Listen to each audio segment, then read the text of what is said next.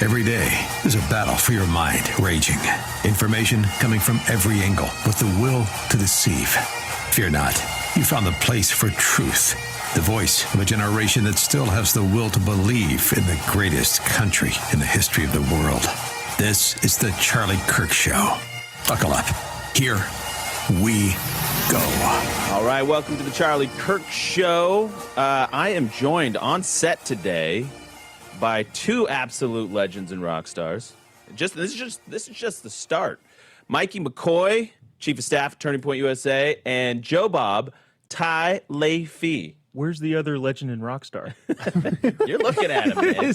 Joe Bob Tai Lei-Fee, host of Turning Point Tonight, which you can check out on Real America's Voice and all the other streaming podcast places on Real America's Voice.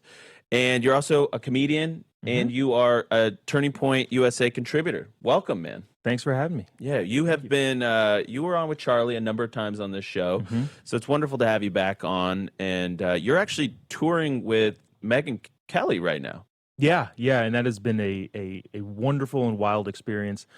Obviously, you know, the only reason she had reached out and asked was because, you know, Charlie was supposed to do a stop, and so I can't, you know, take, oh, this is me, I'm super awesome and great. But you are. I don't know about that. But, you know, again, really appreciate Megyn for reaching out and offering such a gracious role on the tour, but specifically because Charlie was set to do a stop with her later on this month, I believe. Yeah, and you used to do the tour stops for Charlie. I used did. to open up, and I always loved that about it. I used to open up, and at the risk of going on a tangent, Mikey McCoy, one of the greatest people I know, and also was the only reason that I ever would have gotten fired, because at those tour stops, he would suggest jokes to me and claim, hey, this is what we want here. And I would never be able to read whether or not he was serious. But were they good jokes? They were good jokes, but then I would go in and ask Charlie, and he'd say, do not say that. and I would go on with something else. This happened multiple They were good times. jokes, though. They were good jokes. So you're also famous because at Berkeley, Antifa is in the news. At UC Davis, you were taking the video of them smashing the glass, Antifa smashing the glass at our UC Davis stop. What was that, 2023? That was 2023, and that just shows how green and naive that I was. And you were like, you got really close to them. We both were. We were there together. It was me and Joe Bob. Mikey knew better. Like, I was pressed up against the glass. It was like they're coming up to the door. They'd broken through the barricade outside. Yep. They were coming up to the glass doors, and I was like, okay, cool. There's doors here. This should, you know, stop them.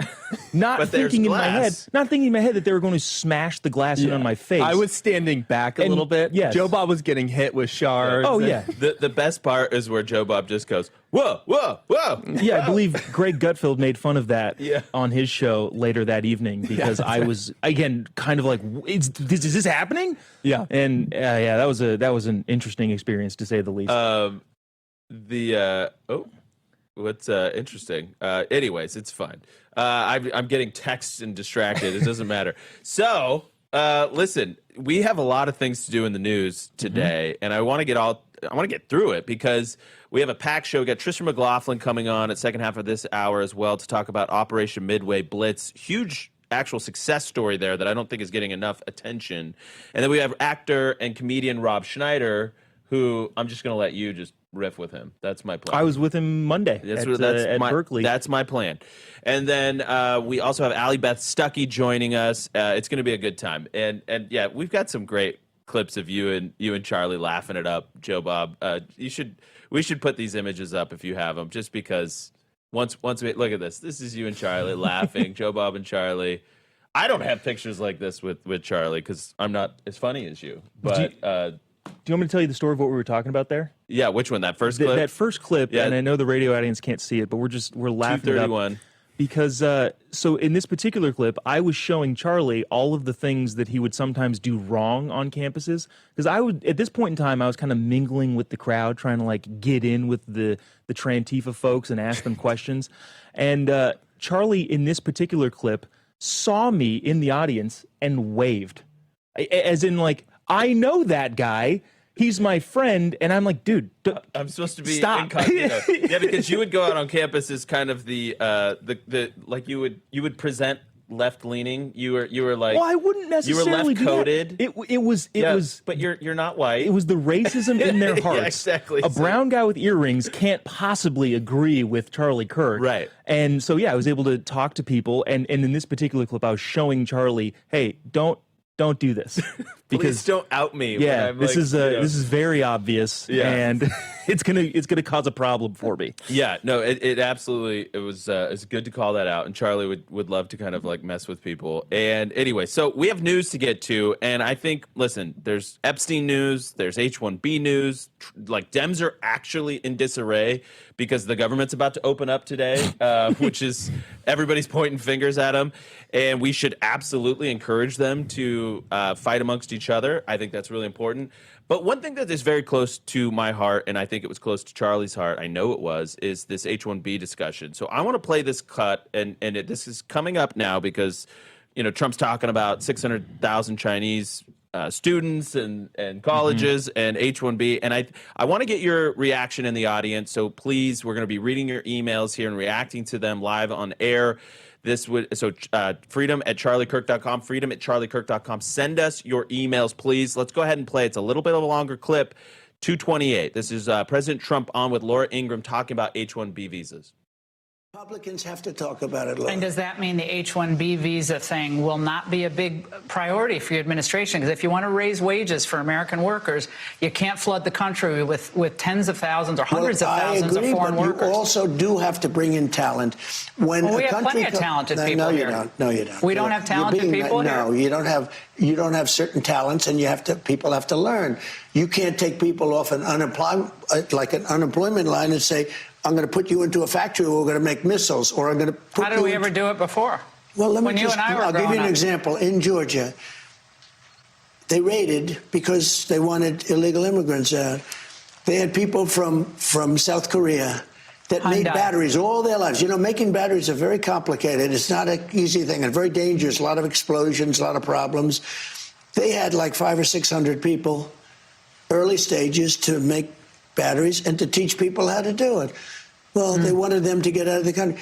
You're going to need that, Laura. I mean, I know you and I disagree on this. You can't just say a country's coming in, going to invest $10 billion to build a plant, and going to take people off an unemployment line who haven't worked in 5 years, and they're going to start making missiles. It doesn't work that way.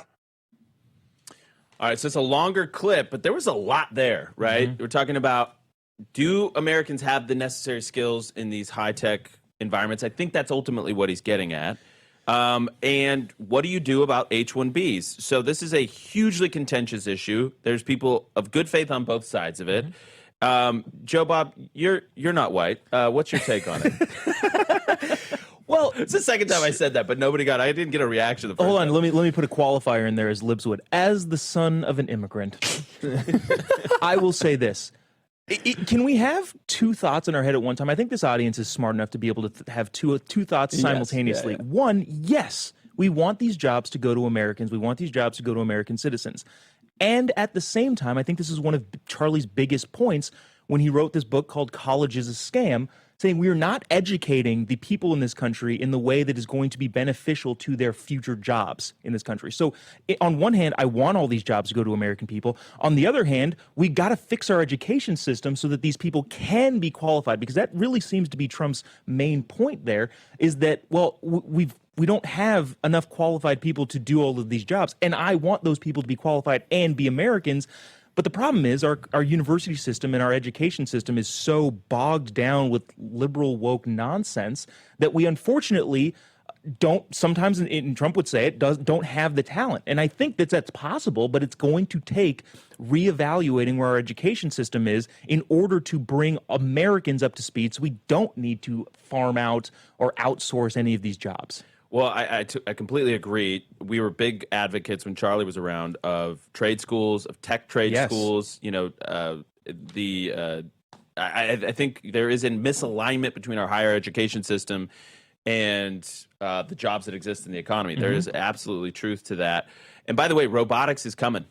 Yeah. Robotics is coming. Automation is coming. We need to be thinking about that too. We're going to be blowing the brakes today, taking your emails, freedom@charliekirk.com. So check us out there. Please send us your thoughts on the H-1B debate.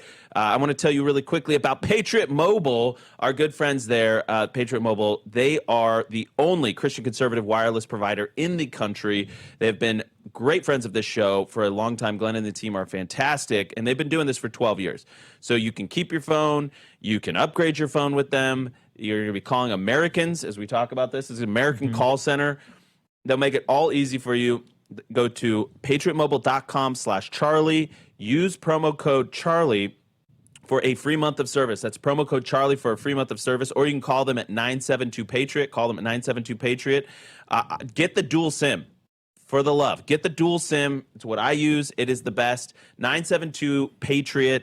972-PATRIOT, or go to patriotmobile.com/Charlie and get a free month of service with Patriot Mobile today. We'll be right back.